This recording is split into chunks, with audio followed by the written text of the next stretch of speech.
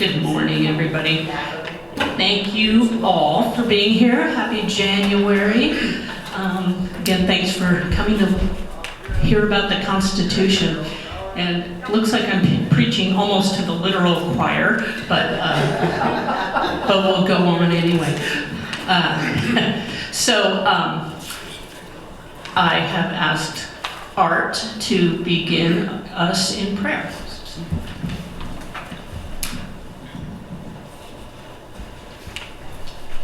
Thank you, Susan. Let us pray.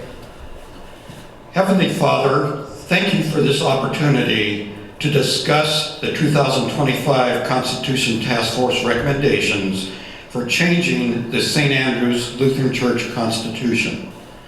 Help us to engage in respectful and meaningful discussions so we may learn more about these recommendations. Enlighten our minds, open our hearts, and help us to listen to one another with grace and to speak with honesty and love. May our discussions be productive and lead to decisions that honor you and serve your people. Help us to seek your will, to nurture unity, and to promote understanding. We ask these things through Christ our Lord. Amen. Amen. Thanks, Art. Art led all of our task force meetings with prayer, and we thought it was important to center us in God before we began our work. So I would like, first of all, to introduce the Constitution Task Force. I was privileged to be the chair this past year, and Art was on it, obviously. Tom Getzinger, Carol Schneider, Diane Chong, and Brent Hicks was also part of that group. And I gotta tell you, these guys are fabulous. Our discussions were energetic and robust and thorough and thoughtful. And so I enjoyed working with each and every one of you. Okay, so what we're gonna do today, I think everybody has a copy of what we call the working copy of the Constitution. It has all the proposed changes, marked hopefully very clearly, with hopefully clear explanations. We're not going to go through each and every one today. That would be terrible. But what we are going to do is I'm going to do a little Constitution review, look at our timeline, and then we had a scope of work that the task force did that we were working through, and so we're going to go through that scope of work.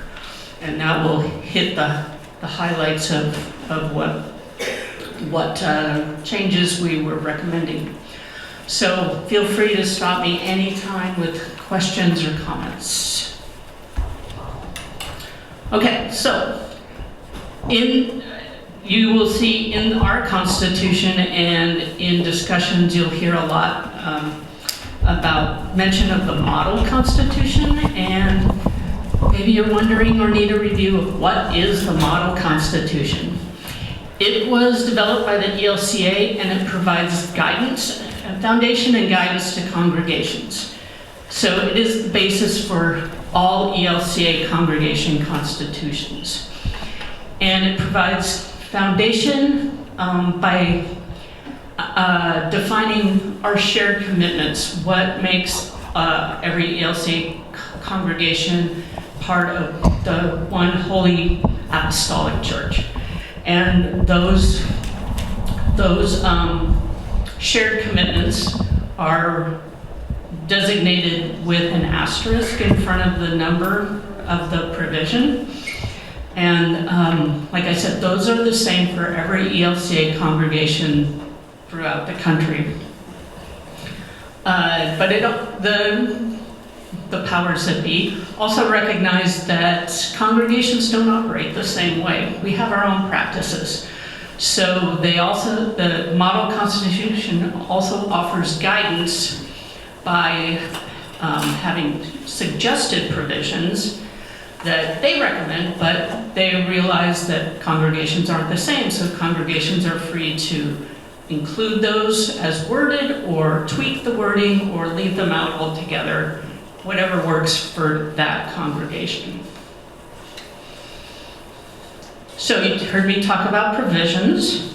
This goes to the structure of the Constitution. There are provisions, those are the most foundational parts of our Constitution. They're in black text.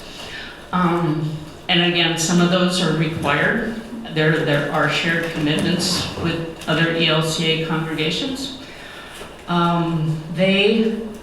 Because they're the most foundational, they take the most effort and thought to change. Some of them require 1 vote, some require 2 votes. We're not going to get into that. Bylaws are more specific to a congregation's organization and operation. In the St. Andrew's Constitution, they're in blue, so they're easy to spot. In this working copy, not all of them are in blue because Word changes the color when you update things, but in the final copy, they're all in blue, so they're easy to spot. They take a vote of the congregation to change. Continuing resolutions are also specific to a congregation's life and just provide more detailed descriptions, think committee descriptions, that kind of thing. So they're the easiest to change. They can be changed by the congregation or the council. And in our Constitution, they're in green. So again, pretty easy to spot. Okay, quickly, the timeline that we were working with. The Congregation Council activated the Constitution Task Force last March, and at that time we defined our scope of work. Then from March through September, early September, we just met several times to talk through the items in that scope of work and formulate our recommendations for proposed changes. And you might remember as part of that, we sent out a questionnaire to the congregation this past summer on a couple of those topics. So in October, the task force submitted our recommendations to the council. In November, the council voted to give the thumbs up to them and recommend that the congregation approve the proposed changes. So up to this point, everything's a recommendation. The congregation has the final say through the vote, and that will occur at the annual meeting on January 25th. If the changes are approved, some of them will have to be ratified at the semi-annual meeting in June. And we're not going to get into which ones those are today, but you'll be hearing more probably in February or March or sometime this spring about that. After we ratify them in June, assuming we do, the Synod needs to review our changes and say yay or nay. And that should occur in the summer. I don't anticipate that they will say nay. They've already seen a copy, an advanced copy. So Pastor Torberg at First Lutheran is the Synod's Constitution guru. Susan, I thought their opportunity to say yea or nay happened after our first vote, between the first and the second, no? Take a look in chapter 16. I think it's after the second vote. Okay, thank you. I might be wrong. All right, so here was our scope of work that we were working with. The nominating committee had provided some feedback to the Congregation Council because of the challenges that recent nominating committees have had.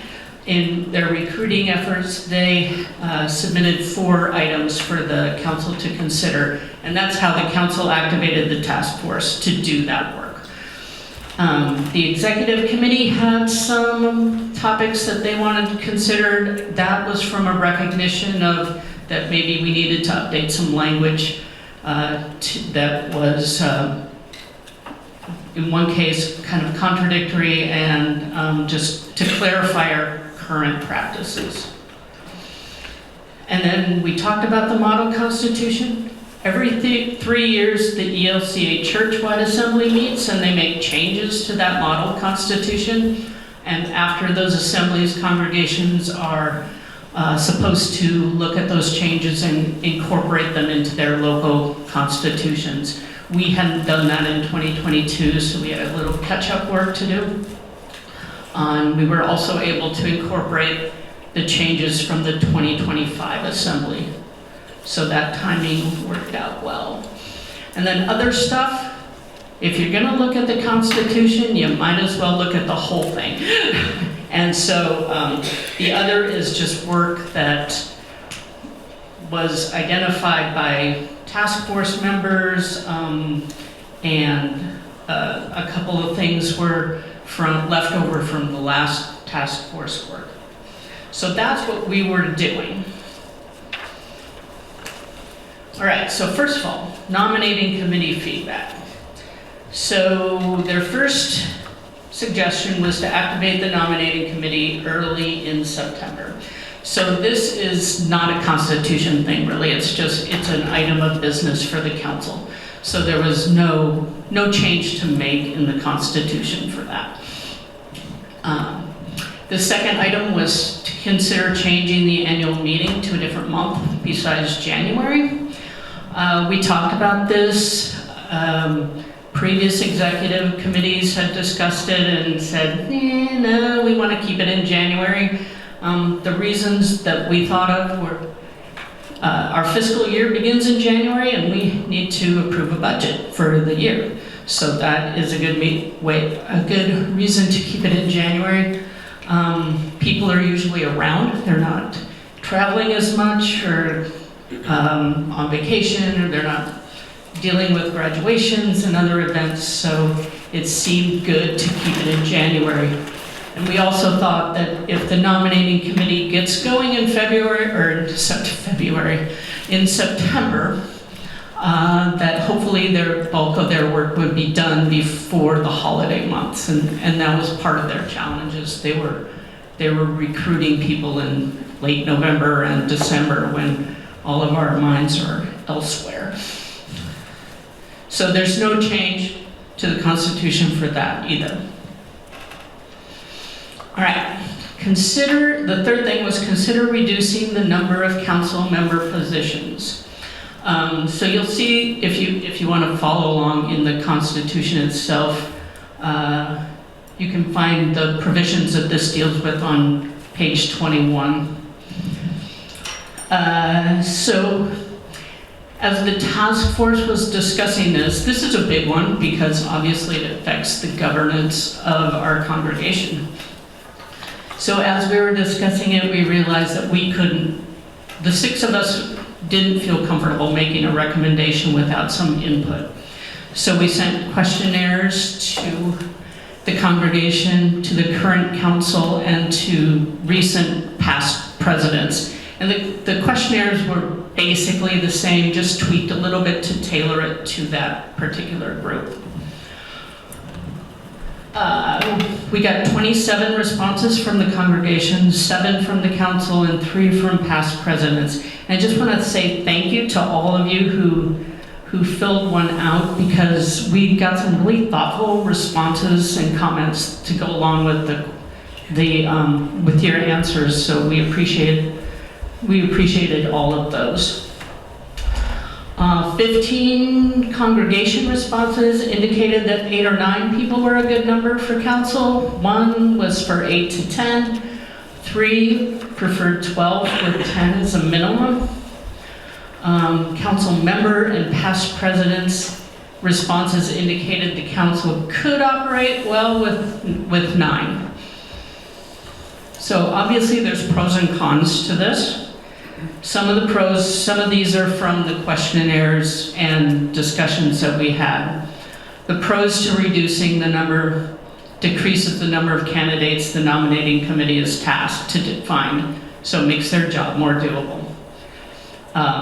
Because they don't have to find as many candidates, there's more likelihood that we have 2 above the number that we need to vote for, so we have a choice when we vote. 2 responses indicated they felt the ratio of council members would feel better scaled with a smaller size. It simplifies discussions, at council meetings, easier to get consensus, so council operations might be a little more efficient. And then it frees up 3 people to volunteer. I'm tipping my hand that the number is 9, but it potentially frees up people to do other things. But of course, there's cons also. You have fewer voices on your council, less diversity when you're making decisions, fewer voices, fewer people to liaison to committees. Maybe some people might have to double up. Limit your pool for choosing officers, fewer people to engage with the congregation. And on the flip side of freeing up people to do other things at church, you also create less opportunity to participate on council. So pros and cons, but in the end, looking at all of the questionnaire responses and thorough, thoughtful discussion among the task force, in the end, we recommended to reduce the elected adult council member positions from 12 to 9. Why 9, you say? Basically, the math works well. You have a consistent number of people. If you have 9 people serving 3-year terms, you're electing 3 people each year. So it just, the math works nicely. It means that the nominating committee is looking for the same number of candidates each year. And not for 1 year to 1 year.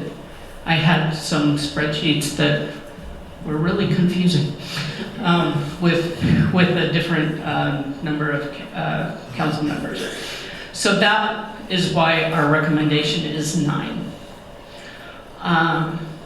So as we were going through this, we also realized that it's been a challenge for the Discipleship Ministries Committee to find a youth member for council. So we are recommending just changing the language from the council is made up of 1 youth member to up to 1 youth member. And I want to emphasize, we love our youth. We want them on council. We want their voice. Their voice is important. But they're busy. It's a challenge. So this just gives the Discipleship Ministries Committee a little flexibility. So here's how it all shakes out. Well, the other recommendation, all of the language for this was in a provision, and we're recommending moving it to a bylaw because, as we talk about, bylaws talk about the operational life of the congregation, so this seems to fit that. And if we want to change it in the future, the process is a little more streamlined. So here's how this all shakes out.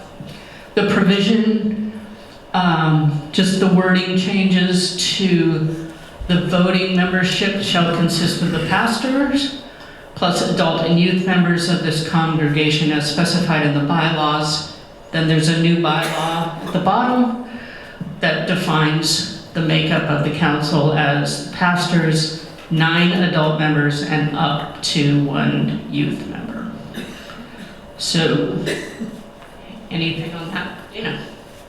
So that limits it to 9 plus the 1 youth rather than a minimum of 9. Just want to make sure I understand that. Correct. Okay. We did consider a range, but that poses, that makes it harder probably for the nominating committee because they still have to do what they used to do. Right. And reality is you're probably going to end up at 9 anyway. We figured let's just eliminate the uncertainty of doing that and let's pick a number, and the number we ended up with was 9. Okay, that makes sense. Yeah, it's also important that it's going into a bylaw because that means if we need to in the future increase it back up, to where it was because the congregation grows, we can do it without going through an entire congregational change cycle. Well, we don't have to go through the synod. We can do it with just the right, congregation. yeah, we still have to Okay. vote on it. So So we could do it at the semi-annual meeting and be ready for the next annual meeting. Right. Whereas otherwise, it's a year to a year and a half to 2-year process. Right. Okay, thank you. It's also an odd number, so in case Yeah, of that that, part that brings yeah. it Okay. I also think, and I should know this as a council member, but I think too, that the 9 members still fulfill the obligation of having liaison for all the committees that we know, that we have in the church at this point, if I'm not mistaken. So I think we're- believe so. But, I believe so. yeah, so, It's important though, Kit, that that's not a constitutional requirement. That's something the council can take care of themselves. yeah, right, but I just wanted everybody to know that we were thinking about that when we were making this up, so. And the other thing discussed was the term of council, and that didn't change. Is that the next thing up? That is. Okay. I didn't know the guy could list them. All right. Thank you, Mark. Okay, this was the last item from the nominating committee to consider reducing the normal term length of council members. And correct me if I'm wrong, but I believe this came from if the term was shorter, maybe that would make running for council a little more attractive to some people. If they didn't have to commit to 3 years, if they only had to commit to 2. We agreed right away that one-year term limits really wasn't great. So that's kind of where this came from.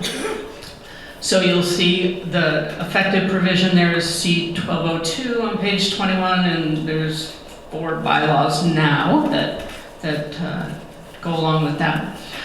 Again, this was part of the questionnaires that came out, so again, thank you for participating and providing really thoughtful feedback on that. Again, pros and cons to anything. The pros to keeping a normal term length at 3 years helps to maintain the continuity and familiarity with church operations, that kind of institutional knowledge. It can take time for council members to get up to speed, and if you reduce the term from 3 to 2, then if it takes them a year to get up to speed, then they've got a year to kind of be effective and effectively represent the congregation. So that could reduce the effectiveness of council. Could. It shouldn't say would, it should say could. Shorter terms could lead to a less cohesive council as it takes time to build relationships. And 3-year terms mean less frequent turnover, so therefore a need for fewer candidates overall. The pros to reducing the term length to 2 years, more people might be willing to run. If the time commitment is shorter, the congregation responses on that were 44% said, this is the congregation questionnaire. They indicated that a 2-year term wouldn't affect their willingness to run. 36% were unsure. 20 did indicate that a 2-year term would make them more likely to run. People might feel a little more comfortable willing to experiment with being on council. You might have less burnout, and it might allow for more diversity and voices because your turnover would be greater. So we considered all the pros and cons. Again, we had good discussions. We looked at all the questionnaire responses. And in the end, our recommendation is to keep that normal term length at 3 years. I think in the end, just the experience that you have on council kind of outweighed the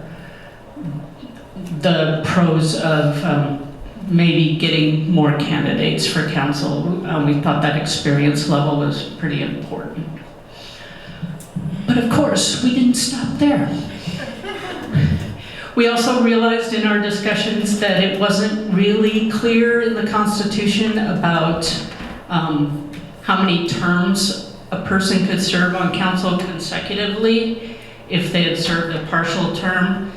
So, people are elected for 3 years. After 2 years, they move away. And so we elect a person to fill out their 3-year term. So they're elected for 1 year, a partial term. If they're elected again, how many terms can they serve? That really wasn't super duper clear in the Constitution, so we tried to clean up that language. And then it also wasn't clear for youth members what their terms were. And again, we moved the language out of the provision and into bylaws. So this is how this all shakes out. So before you move on, Go ahead. also, on the previous thing, we also moved that language from a provision to a bylaw. So if at a later point we decide 3 years isn't the right number and we think terms should be 2 years, that would, after these changes, simply be a congregational decision, not involving the synod. Thank you. And then one point of clarification, you were mentioning if someone were to leave after 1 year of a 3-year term, the person that came in and filled a spot on council actually would be elected the next election, right? As opposed to saying you were coming in for a 2-year term to finish out that one. Because that was sort of a point that I needed to learn. So am I right with that, Tom? Yes. They could be, Okay. Carol, they could be a candidate. It's not an automatic election, but they could be a candidate at the next election. Okay, yes. You're talking about when the council selects a person to fill in when somebody leaves midterm? We don't do that. Mid-year. They serve until the next election. Until the next They can be a election. So if candidate. if somebody's elected for 3 years, for whatever reason, job change, moving, whatever, needs to resign within the first year, council has the ability to fill that open position. When they do, they're not filling it for the entire remainder of the 3 years. They're filling it until the end of that year, so that the congregation has the decision who's on the council long-term. So there would be a 2-year position that would be voted on at the next annual meeting. All right, so again, we moved a lot of the language out of provision C 1202. That becomes way shorter. It says the members of the council are elected by written ballot, which is our practice, and then we install them at worship. This new bylaw talks about the term limits, specifying that the adult members are elected to serve for 3 years, and that is a full term. Serving a partial term doesn't count against that 2 full term limit. So if a person is elected to serve out a partial term of 1 or 2 years, they can still run and they can be elected to serve a full term, and then they can run to be elected to serve another full term. But we didn't want the partial terms to go on forever. So we also added language, the last sentence, if a partial term is served, such members can serve no more than 3 terms consecutively. So 3 is the limit, no matter what. So if you get elected for 3 partial terms, that's it, consecutively, you're done. And then you wait a year and you can run again. But these are consecutive terms. Okay. So, one question I've always had about this, let's just say you do two consecutive terms, so therefore you can't run again. But let's just say 3 years down the pike, you want to throw your hat in the ring again. You can do that, can't you? Yes. Yes. Yeah, You can run again. These are talking about consecutive terms. Right. So if you are off council, you can certainly run again for another 2 consecutive terms. Dave? I was just going to give my observation. I just finished the 2nd year of my 3-year term on council, and to your point that you made earlier, there's a certain amount of experience that you gain in church operations, and I would say clearly I was very much a novice at the end of 1 year, and now at the end of 2 years, which is right now, I'm sort of getting it. The 2-year term, you're barely getting it, right? And so you really, I'm totally in favor of a 3-year term. Normally, obviously, if there's partial terms, that's different. So one other point too, David, I think you made this in your comments, and that is that those of us who have been involved with other organizations and their boards, Oh, absolutely. many of them are 3-year terms. So I think that affected the task force in that recommendation. Yeah, and I'm on the board of directors now, and it's always been 3-year terms. Thank you for that. So, like I said, this bylaw hopefully clears up terms and how many consecutive terms that a person can serve and the normal term is 3 years. So then we added C1202 to define youth member terms. Our practice has been to elect youth members for 1-year terms, and that still seems right. It might be a little intimidating if you told a 15-year-old that they're going to serve for 3 years. So a 1-year term seems right, but there are youth who want to serve more than 1 year, and we want to honor that and applaud them for that. So we just put in language that their term is 1 year, but they can serve 3. So they could serve 3 years if they wanted to. The bylaw 120203 is existing language that we moved it from the provision to the bylaw, and then there is a bylaw in there already that we just renumbered and moved it to the end. So that's the nominating committee feedback. The executive committee feedback, the first thing was consider increasing the maximum number of officer terms. Right now in the Constitution, officers are limited to serve 2 terms, 2 1-year terms consecutively. But that has been, we've had officers in recent years who have served longer than 2 terms for various reasons, COVID, and to further the work of the ELCC. So this was, let's change the language to reflect our current practices.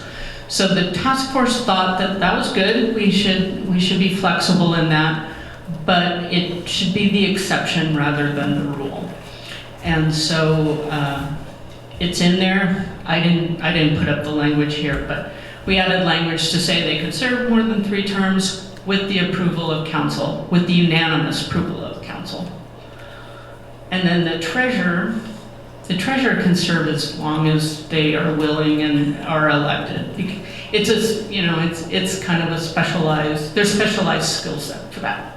And Susan, I think it's important on that to say that the finance committee is actually driving that. They make the recommendation on who the treasurer should be. Right, yeah, and the treasurer would still have to be elected by the council each year, but they can serve multiple years. Again, we moved that language to a bylaw, so it will be more streamlined to change if we want to in the future. The next piece of executive committee feedback was to clarify the treasurer voting rights. This is mostly to clear up some contradictory language that was in the Constitution. There was a clause in there that said, it defined officers properly as president, vice president, secretary, and treasurer. But then it said officers must be members of the congregation council. Well, that's not true because our practice is that treasurers do not have to be an elected member of council. So we deleted that language.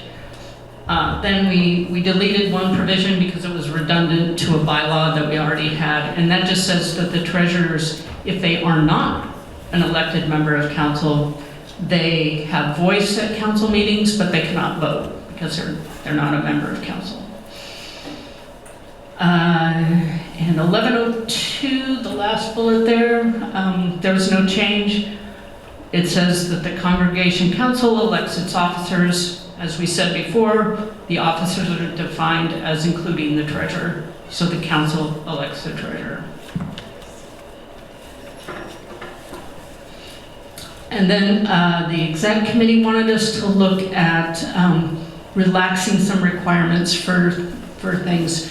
The written vote for officers, as you know, council often meets on Zoom now, so conducting a written ballot on Zoom is a little challenging when they're electing officers.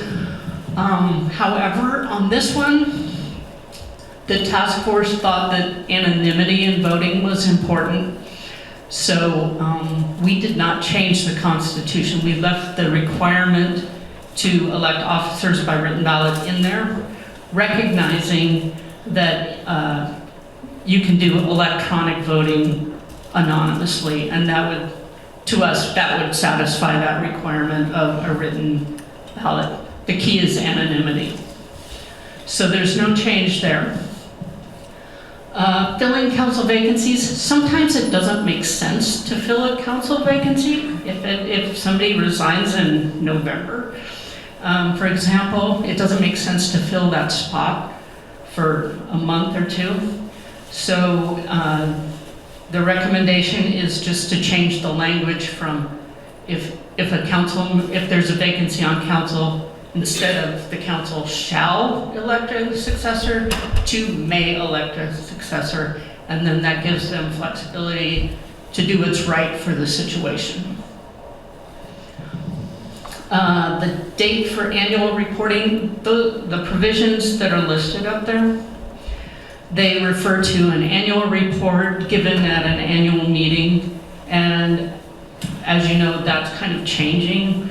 Some of the reporting is now being done mid-year. So again, we changed the language to say annually instead of referring to the annual meeting. And that just provides some flexibility to reports and when they're given. So again, that's sort of updating the language to reflect current congregation practices.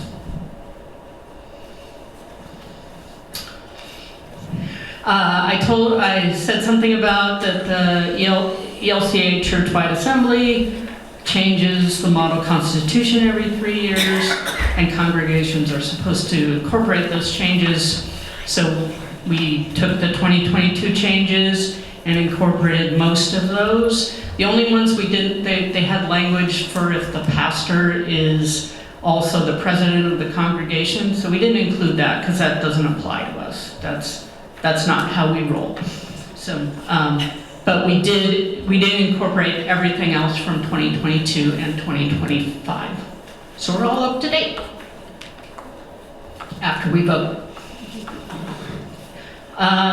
So the other work, one of the things was we realized that the introduction to our Constitution hadn't been changed in I don't know how long. So we took the 2025 Constitution, Model Constitution had an introduction. We took that and just sort of tweaked some of the language to make it our own. So that's why there's a big wholesale change to that section, but it's much more current now and correct. Then the last major work on the Constitution was done in 2022, was completed in 2022, I should say. We started on it in, I think, 2020. That Constitution Task Force had kind of formulated a list of suggestions for future task forces to think about. It just, at the time, it wasn't right to do it. And one of them was to make the numbering in our Constitution line up better with the model Constitution. And this congregation doesn't care about this, really, because all you see is the numbering in our Constitution. But there were several provisions in chapters 12 and 13 that our provision number, the wording matched, but the number didn't. And so we just aligned all of those, and it mostly makes the work of future task forces easier because we're looking at the same numbering. As part of that, we realized that we had two provisions that dealt with the council and how they managed committees and subcommittees and task forces. So as part of the work, you'll see we deleted provision C1214 and combined it with C1306, which is a renumbering from before. So anyway, it moves all the language that manages committees into one spot.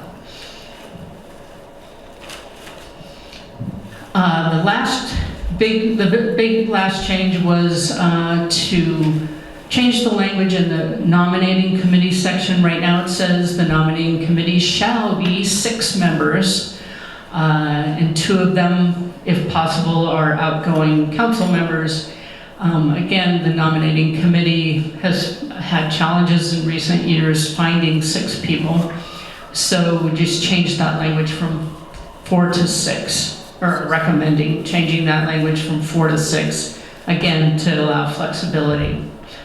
And then change the bylaw that's associated with that to make it really clear that the nominating committee does not come up with a candidate for the youth member or the treasurer. Those are the tasks of the Discipleship Ministries Committee and the Finance Committee.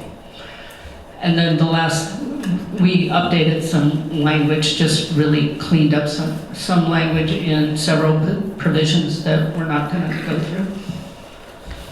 Anyway, that's all we did. And again, I want to just thank the task force because they did great work.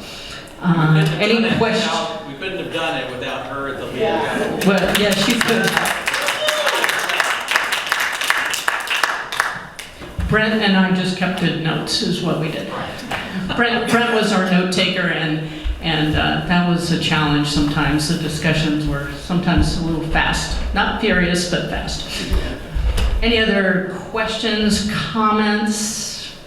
I know that was kind of long, but there really were a lot of changes that we wanted to go through. All right, well, thank you all for being here, and time to go to church.